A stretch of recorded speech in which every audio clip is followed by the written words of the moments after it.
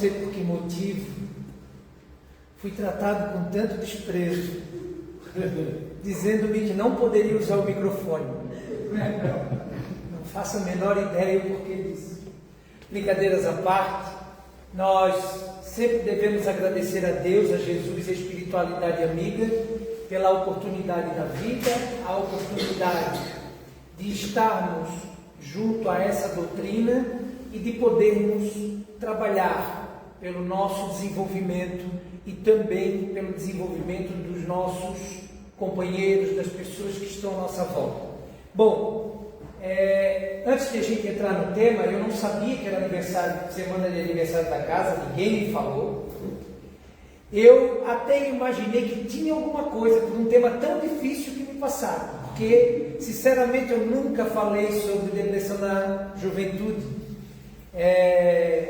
E a busca, o estudo por esse tema me fez rememorar a depressão que eu tive, porque todo mundo teve.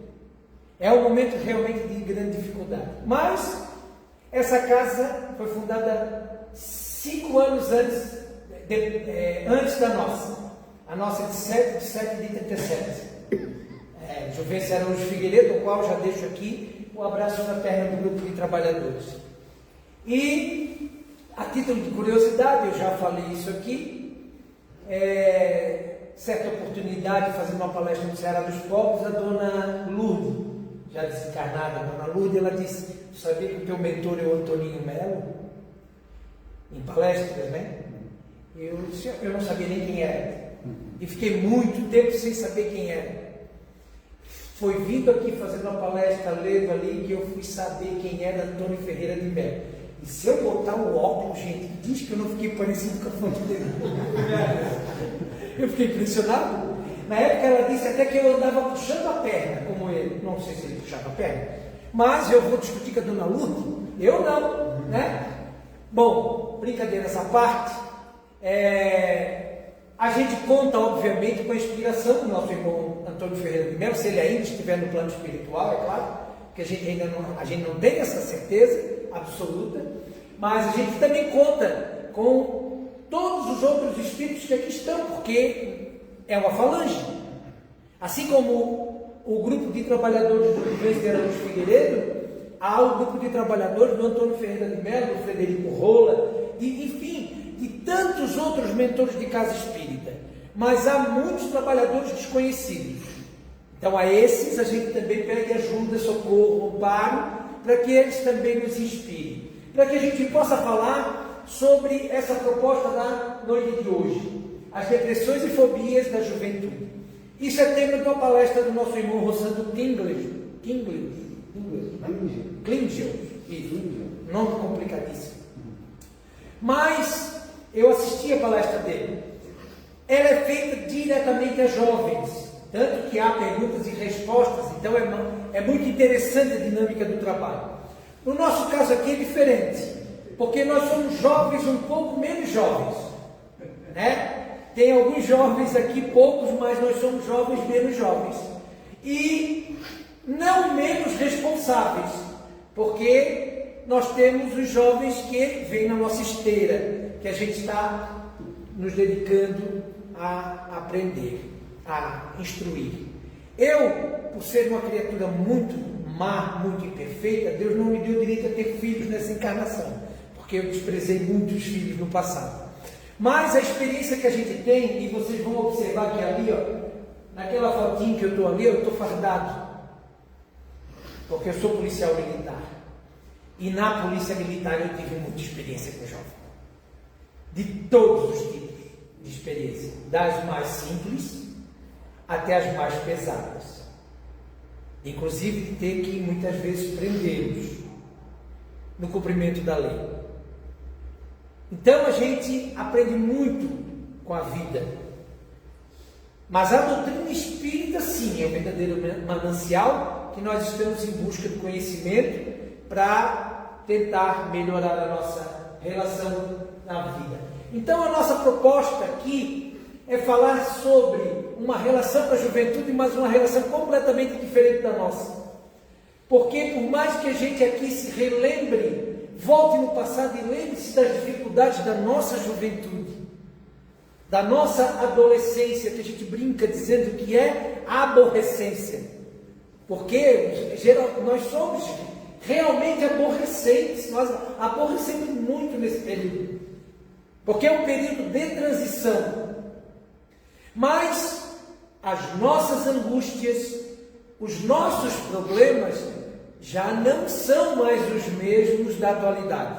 Por isso ali a foto entre um ser humano e um robô, né? Para que a gente possa entender já de início que há grande problemática em torno da tecnologia. E a tecnologia, ela vem para ficar, ela não vai desaparecer, tá? Nós que temos um pouquinho, nós que somos um pouquinho menos jovens, nós estamos tendo certas dificuldades de lidar com a tecnologia, porque nós somos numa faixa etária de transição, mas ainda conseguimos usar os meios tecnológicos, ainda conseguimos, às vezes não sabendo tudo, chamamos alguém mais novo e perguntamos, vem cá fulano, ou fulana, como é que é isso? A minha irmã mais nova, a minha irmã do meio, inclusive hoje está de aniversário, lá em Portugal, que é o que ela receba lá em Portugal, as energias da nossa reunião aqui presente. Mas a irmã mais nova, ela é a tecnológica. Então a gente sempre pergunta, não consegue fazer determinada coisa, pergunta para ela que ela ajuda. Então, do Evangelho, conhecereis a verdade e a verdade vos libertará. João 8,32, não é campanha política, tá, gente? Brincadeiras à parte. João 8,32, conhecereis a verdade e ela vos libertará. Porque Kardec disse, está na introdução do Livro dos Espíritos, que a doutrina espírita é a verdadeira libertadora das consciências. E como é que ela liberta? Assim, com base no Evangelho, com base na verdade. Tá? Então a proposta dos Espíritos para nós é a proposta da verdade. Nossas irmãs, religiões, já que nos antecederam há muito tempo, e aqui não vai nenhum tipo de crítica, mas elas possuem dogmas. O que é um dogma? Dogma é aquilo que não há explicação. Dogma é aquilo que é explicação somente de Deus. Isso é coisa de Deus. Então a gente não se discute. Um dogma. A doutrina espírita, pelo contrário, ela é esclarecedora. Ela fala de absolutamente tudo. Ela não há qualquer impedimento. Poderão alguns dizerem, mas ela ainda não falou tudo que tem para falar. Aí é outra coisa. Porque ela não falou tudo ainda porque a gente não tem condições de entender. Mas com o passar do tempo e o nosso desenvolvimento, o nosso progresso, que a gente vai conseguir captar esses ensinamentos, esse aprendizado, aí a doutrina espírita vai nos alcançar mais. Virão espíritos que vão fazer a reforma das obras básicas? Não, pelo contrário, nós vamos continuar lendo a mesma obra básica e aquilo que a gente não entendia numa leitura nova, moderna, depois de tempos passados, nós vamos conseguir captar conhecimento, sabedoria que a gente não tinha captado até então. Então, gente, compreendendo a dor da alma para iluminar o caminho. A proposta é essa. Na juventude, nós temos dificuldade de compreender o caminho. São muitas dúvidas, muitas incertezas. Então, compreender a dor é importante e é fundamental. Bom, o paradoxo da conexão. Nós já começamos com os dois pés na tecnologia, certo?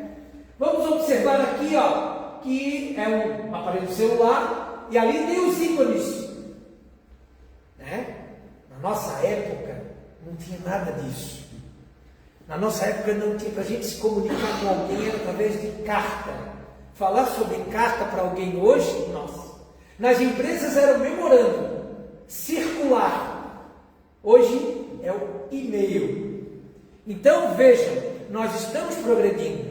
Só que é uma enxurrada de coisas que estão no nosso dia a dia. Se para nós já é difícil, imaginemos nós para os jovens. Por mais que eles tenham conhecimento, tenham facilidade de lidar com a tecnologia, entender o que ela traz é que é o grande problema. Porque tudo está na palma da nossa mão. Tudo, absolutamente tudo. Com inteligência artificial, então, nem se fala. O roteiro desses slides aí foi todo tirado da IA. Eu pedi para eles me ajudarem, assim, um centro espírita me pediu um tema cabeludo, me ajuda, IA.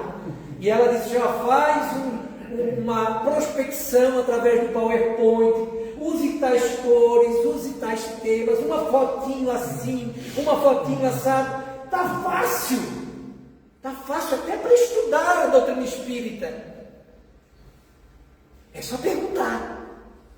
Então, nós vamos observar que é a geração mais conectada da história. Claro, até porque conexão, apesar de ser algo que existe desde que o mundo é mundo, como assim? Os povos se conectavam através da cultura. As pessoas se conectavam através da fala. Né? Então, conexão sempre teve. Não é hoje a gente usa como um termo moderninho. Não, sempre teve. Só que uma interpretação diferenciada. Hoje não. Hoje, com a conexão imediata, com a conexão com o mundo, porque a internet é um mundo na palma da nossa mão, é a geração mais conectada da história. Porém, o aumento dos índices de solidão e incompreensão é assombroso. Como se é a geração mais conectada e ao mesmo tempo a mais solitária, a mais incompreendida ou a que mais não compreende a sua situação.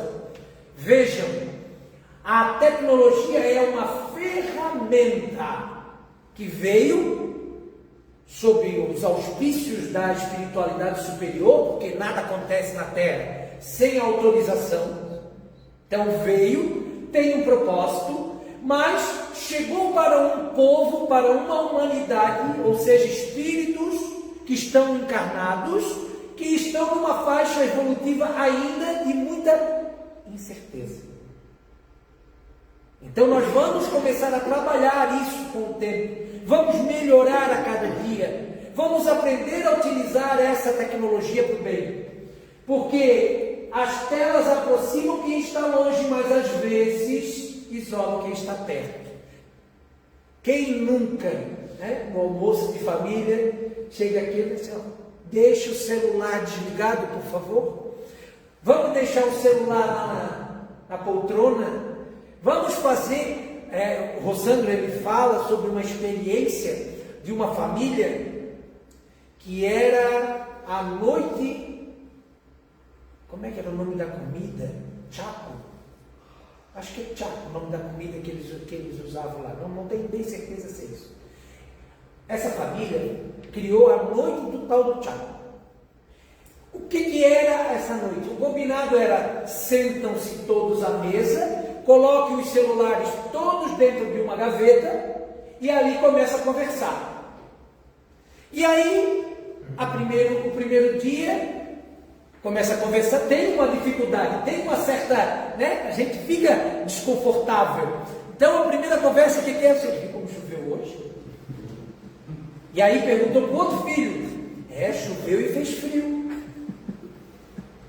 Para o outro, e assim foi para a esposa, para o marido, as frases todas curtas e meio inseguras, desconexas.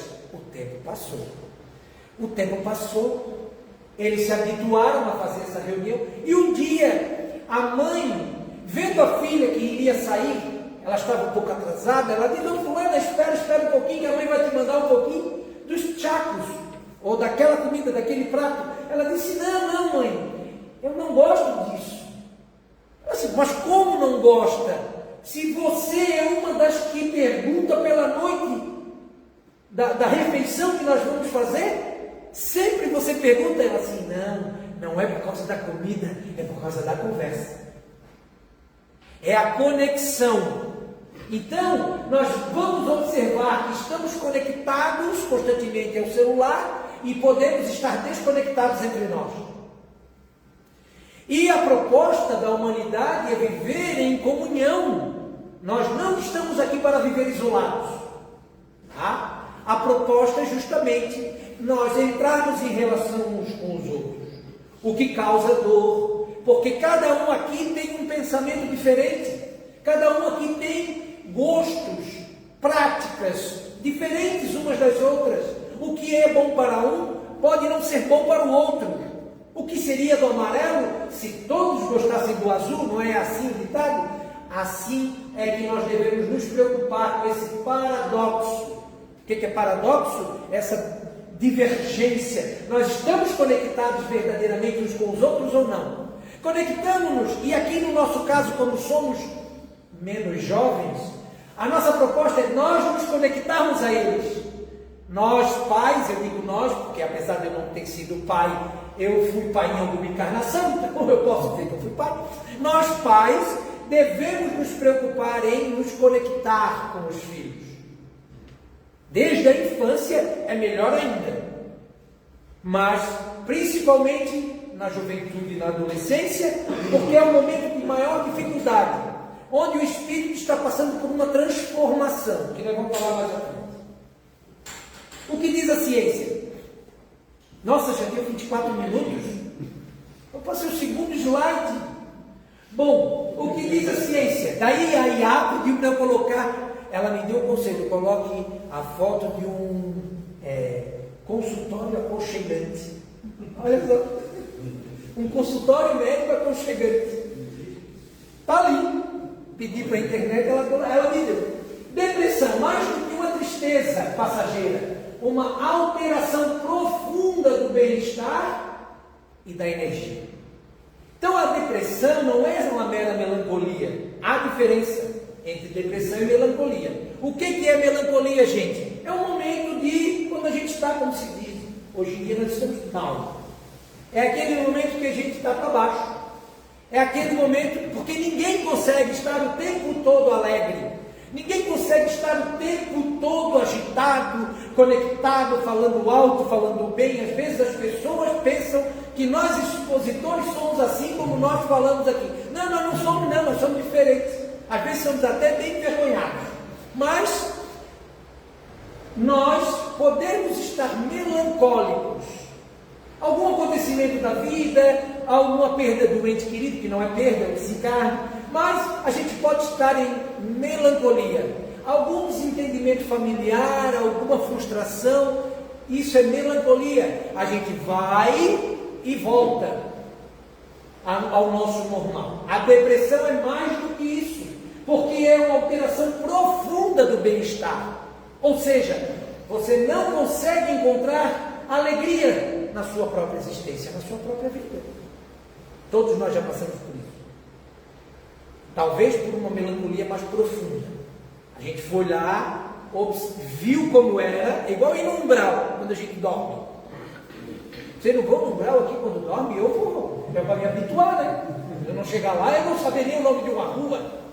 Então, a gente vai lá no umbral, dá uma olhadinha e volta. Isso é uma melancolia mais profunda, mas a gente volta. Aí no caso da doutrina espírita é caso à parte, porque ela nos ajuda muito, né? Ela é que nos tira realmente dessa situação. E da energia, porque nós somos energia. Todo mundo aqui vibra. Fobia, medos desproporcionais que paralisam diante de situações cotidianas. Quantas vezes a gente é paralisado por isso? Eu tenho uma fobia, assumo, admito. É terrível, é a altura. Eu tenho pavor de altura. Eu fui outro dia desse, caí na besteira de andar a pé pela ponte Ercílio Luz. Olha que experiência desgraçada. Medo, porque eu me sinto caindo. A minha sensação é que eu estou caindo, ou seja, me empurrar muitas encarnações de penhascos. Porque, né, fiozinho desencapado, coisinha ruim. Vai. Né? Então eu estou no sentimento ainda de como foi algumas desencarnos meus. Mas a fobia paralisa, porque se dependendo da situação, eu não vou à frente, eu paro. Mas isso é uma fobia que a gente até pode compreender bem, porque realmente é perigoso a altura. A altura é perigoso. Mas fobia social, por exemplo, pessoas que não querem conviver com as outras, os jovens. Há jovens que não querem conviver com os outros. Nós, experiências próprias, que nós podemos afirmar, porque temos na família jovens que estão com 12, 13 anos, só querem videogame. Então a família se reúne, mas é só o videogame, tecnologia, só a conexão, só o WhatsApp, só o Instagram. Facebook não, Facebook é coisa de velho, tá? Facebook é coisa nossa, né? Nós que somos do tempo do Orkut, do já desencarnado Orkut. Então, fobias, só conectando com nossos filhos, só conectando com os jovens, que nós vamos poder saber se eles têm fobia de alguma coisa ou não. Porque se não houver conversa, se não houver comunicação, nós não vamos saber.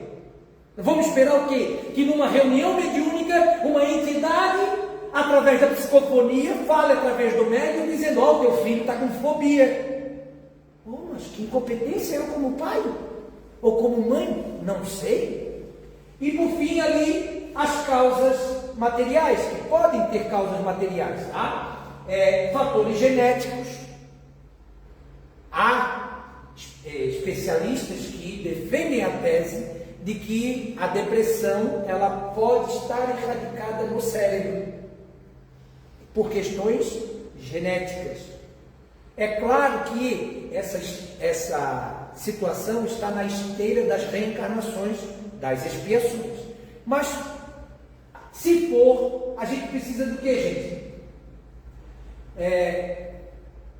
Aliás, fatores genéticos, pressões sociais, imediatismo e a busca por aprovação. Não estou conseguindo ler muito de lado aqui, mas tá bom. Mas também não tem que vir para cá para ler, quem tem que ler são vocês. Causas materiais. Podemos ter causas materiais, não são somente as espirituais. Preciso acelerar. Ciência e espiritismo. Ali o desenho da balança. Porque é o equilíbrio. Às vezes as pessoas pensam, antigamente era muito comum isso. Na época daquele centro espírita, primeiro ali que vocês viram, aquela casa bem velhinha que estava ali na foto, era assim: vai lá no seu Oswaldo Melo, vai lá no seu Antônio Melo, que são irmãos, né? Vai lá porque ele vai te dar o remédio. Hoje não cabe mais isso. Nós não viemos ao centro espírita para buscar remédios físicos.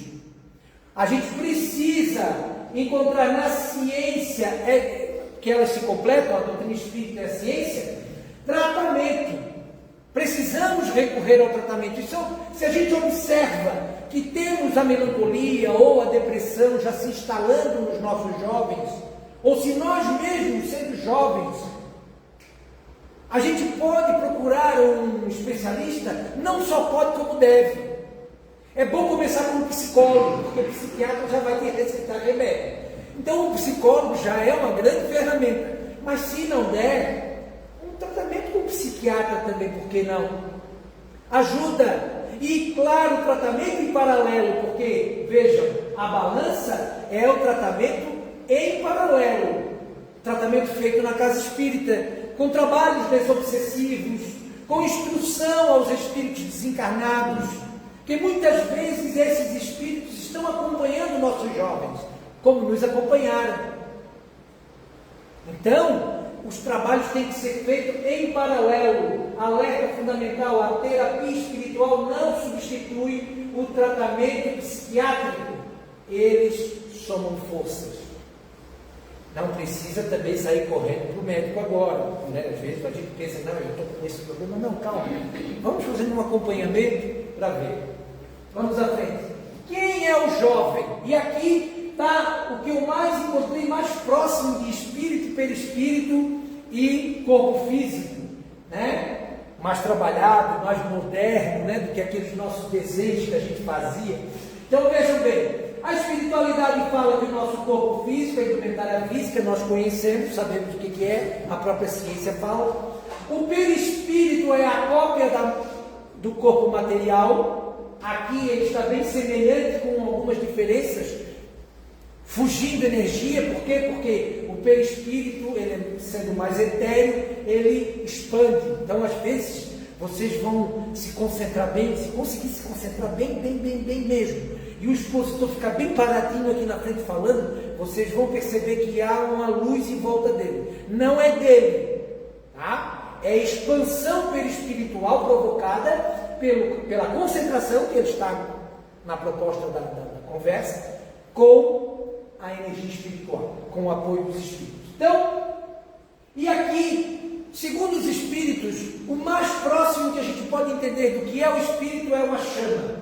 Então, não nascemos ontem, ou seja, nós somos espíritos reencarnantes. A criança que está reencarnando agora, que está nascendo no nosso lar, é um espírito eterno, é um espírito velho, já antigo, mas nós olhamos aquele bebezinho, né? Aquela coisa linda, maravilhosa e meiga, cuti-cuti, a gente diz, né? Será que a gente faria o mesmo, sabendo que ele é a reencarnação de um grande déspota da humanidade? Porque os déspotas também reencarnam. E eles precisam do apoio. A gente não sabe disso. Por quê? Porque o corpo impede que a gente veja, que a gente saiba, tenha esse conhecimento. Então, vamos dar menos amor? Não, pelo contrário, Deus é tão justo e tão bom que Ele nos deixa nessa incerteza, sem saber quem é aquele bebê, para que a gente possa dedicar verdadeiramente amor. E enquanto são crianças, nós dedicamos amor. Mas, com o passar do tempo, reencarnados, eles vão adentrar, como nós adentramos na juventude e na adolescência. E essa fase é transicional, é uma mudança muito severa. Enquanto criança, nós temos as nossas lembranças espirituais entorpecidas, adormecidas, de propósito, para que a gente possa o quê? Absorver o novo ensinamento dado pelos pais atuais. Então a gente tem as nossas lembranças lá bem reduzidas. À medida que nós entramos na adolescência, na pré-adolescência, nós vamos expandindo a nossa lembrança espiritual. Por isso que os jovens muitas vezes parecem tão donos de si. O jovem parece que sabe mais do que todo mundo. Nós fomos assim. Nós tínhamos certeza, nós não tínhamos dúvida. Papai dizia como deve ser feito, é assim, assim, assim. Não, eu faço de outro jeito. E dava errado. Por quê? Porque a gente se enche de autoridade. Enquanto criança, nós somos subalternos. Nós seguimos aquelas orientações e ensinamentos. Mas, quando a gente começa a fase já jovem, indo para a fase adulta, a gente assume verdadeiramente como espírito. E aí vem à tona várias situações. Por isso, ali, a proposta de o espírito integral. O jovem é um espírito imortal em processo de adaptação a uma nova roupagem física. A adaptação da infância para a juventude. E por fim, as crises na juventude costumam ser o momento em que antigas tendências e memórias do passado começam a despertar. Já falamos aqui. Causas anteriores, causas atuais das aflições. Essa árvore aqui vocês não vão ver. Mas ali está escrito assim, ataque de pânico, procrastinação, ansiedade, angústia, delírios e por aí vai. Vejam a gama de coisas que acontecem conosco numa encarnação. E acontecem com os jovens também. Se nós hoje, na idade madura, nós já sentimos dificuldade de enfrentar determinadas situações, imaginemos na condição de juventude. Porque agora a gente já não se lembra mais como foi a nossa vida. Agora nós estamos diante dos nossos filhos, tendo comportamentos duvidosos, audaciosos, questionadores. E é justamente aí que a gente precisa entender. Então, segundo o Evangelho segundo o Espiritismo, as causas anteriores das aflições são aquelas oriundas das responsabilidades das nossas ações passadas, em vidas anteriores. Todo mundo tem. Todo mundo tem. Então, o que a gente fez de besteira, o que a gente fez de errado, a gente pode vir a resgatar nessa encarnação. Não vamos resgatar tudo. Por quê? Porque Deus não permite. A carga seria muito grande dos nossos pecados. Digo pecado para ficar mais compreensível a palavra, mas o termo pecado não é usado pela doutrina espírita. São os nossos erros, são muito grandes, muitas coisas a gente fez. Então, Deus é tão bom que essas causas anteriores vêm paulatinamente, à medida que nós vamos apresentando condições, nós vamos pegando na prateleira da nossa vida os débitos. Né? Como disse, hoje são 1.000 devedores, eu fui o primeiro a chegar, né? O mais devedor.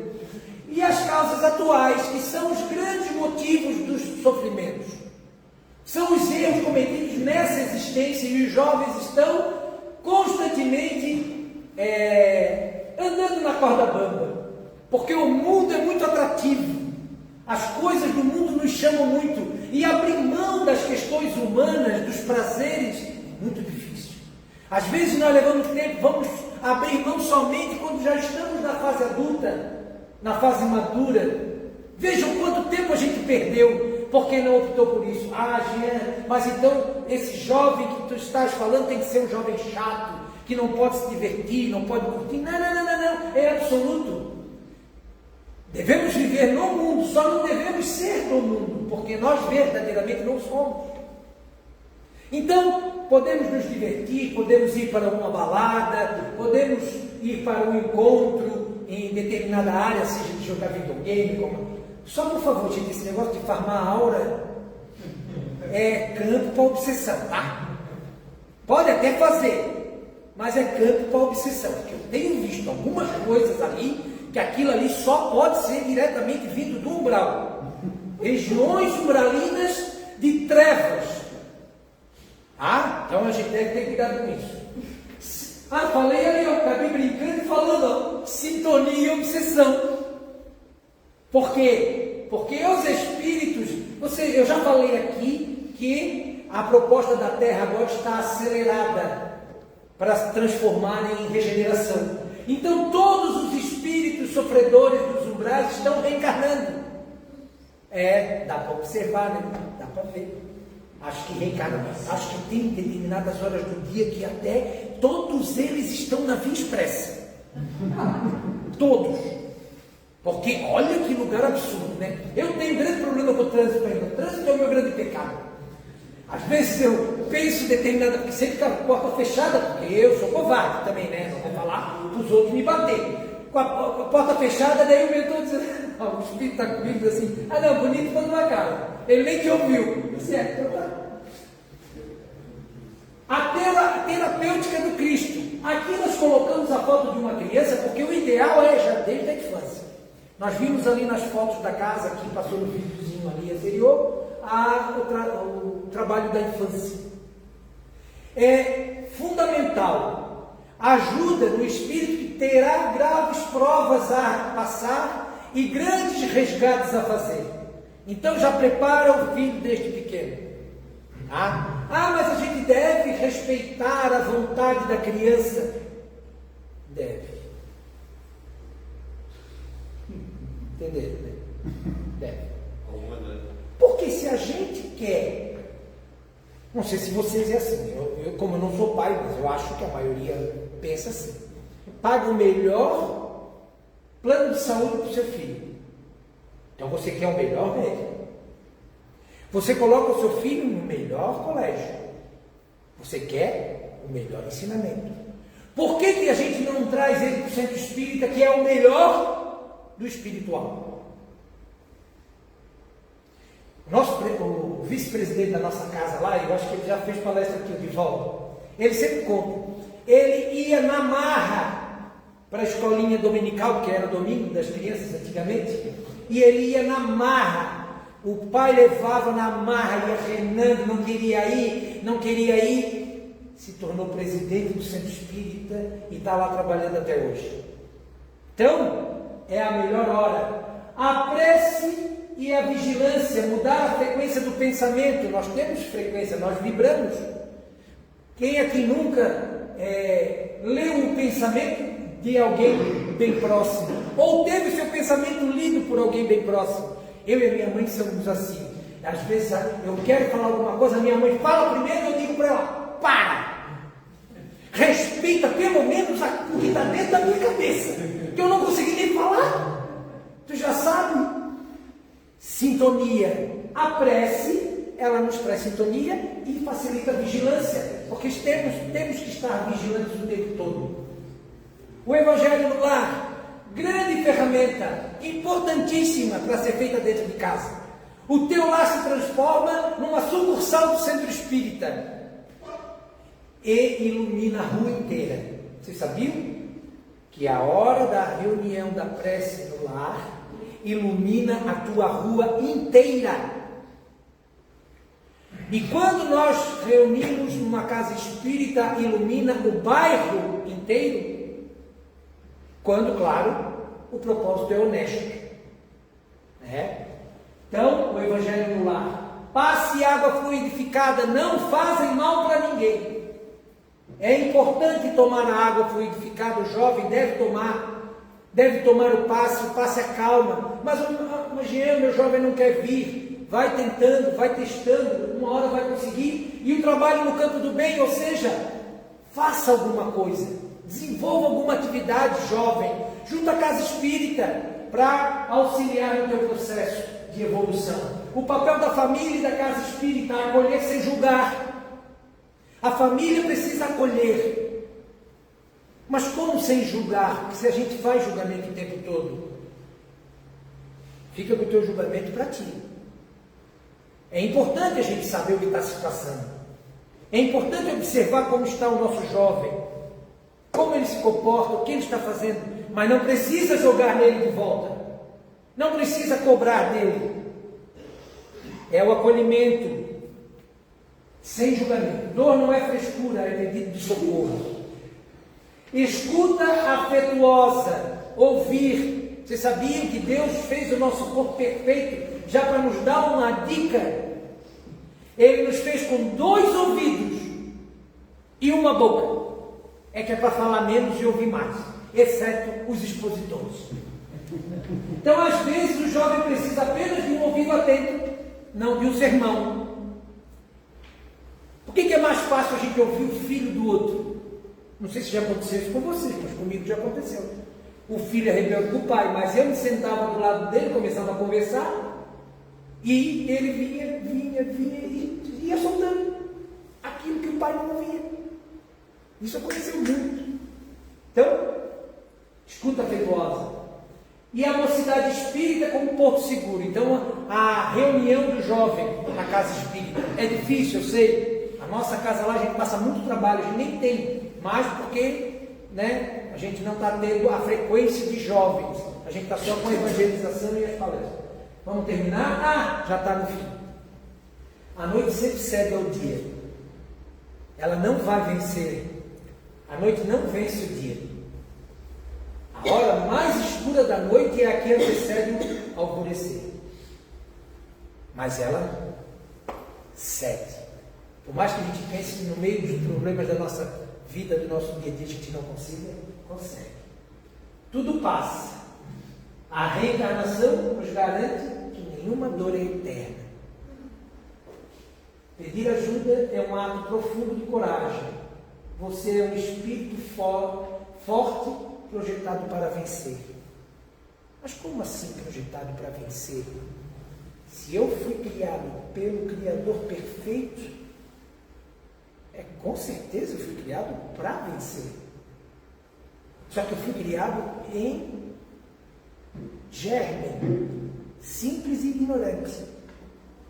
Eu tinha tudo dentro de mim para chegar a essa perfeição. Não cheguei ainda porque sou malandro.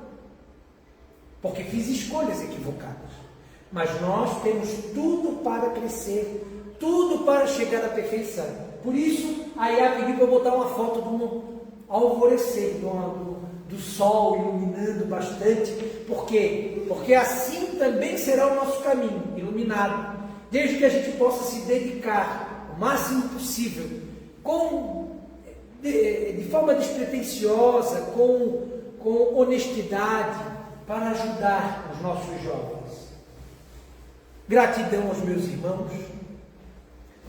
É claro que a gente não é capaz de abordar tudo o que está em torno desse tema, é muito profundo, mas espero que tenha pelo menos contribuído de alguma maneira para dar uma ideia, um caminho, para que cada um possa fazer a sua parte e conquistar os seus jovens, seus filhos, seus netos, seus sobrinhos, os estranhos, não importa, que a gente possa voltar para o nosso lar com a certeza de ter escolhido a melhor parte, que cada um dos meus irmãos aqui agora possa receber muita paz, muito sentimento de amor, de carinho, de gratidão, como ali está escrito, a essa criatura tão imperfeita, que luta constantemente para melhorar-se e, acima de tudo, levar a palavra espírita, o compromisso assumido.